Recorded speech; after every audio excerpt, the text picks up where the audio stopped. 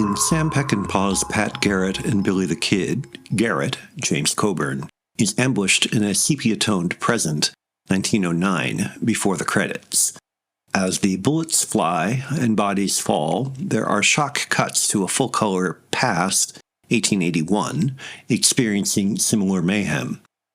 The violence in the color shots is a tease, however, since it results only from Billy, Chris Christopherson, and his gang doing target practice. A moment later, Garrett arrives to tell Billy that he'll be coming after him, which, after the credits, segues into a real shootout in which Billy is taken prisoner. And that is about the extent of any motivated action in the film. Can nostalgic fatalism hold an action movie together?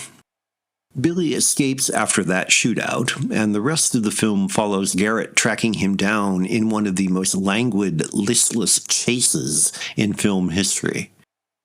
Billy and Garrett talk a lot with their respective sidekicks and interlocutors, producing plenty of colorful cameo characterizations, but both seem stuck in neutral. Everyone, including Garrett, seems to know where Billy is supposedly hiding, so the viewer will probably agree with the authorities that the sheriff is dawdling, and any plot complications that might enliven the action are obscured by the nearly impenetrable dialogue. There's still much to enjoy. The film provides a remarkably convincing reconstruction of frontier life, while the locations, photographed in rarefied supernal light of dusty ochres and oranges slashing the desert grit as through a prism, are a treat by themselves. Many of the incidents are individually striking, partly because the actors keep things lively. Even Bob Dylan, as the kid's sidekick Alias, has a consistent presence which, if rather vaporous, remains engaging. Dylan's score holds the movie together, since there is otherwise little dramatic or narrative link between incidents. Peckinpah's fondness for investing every scene with the threat of barely contained, slowly simmering violence makes it even more difficult to keep the story moving, and far too much comes out of nowhere.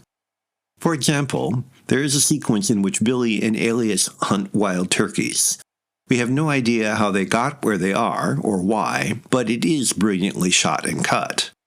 They are interrupted, however, by the arrival of some baddies shooting an unknown character, a scene so bewilderingly unmotivated and pointless that its only purpose seems to be to confuse the viewer. The film was infamously butchered, but the 2005 special edition I watched, put together based on Peckinpah's notes, still verges on the incoherent. Even the more or less given ending is so muted it feels anticlimactic.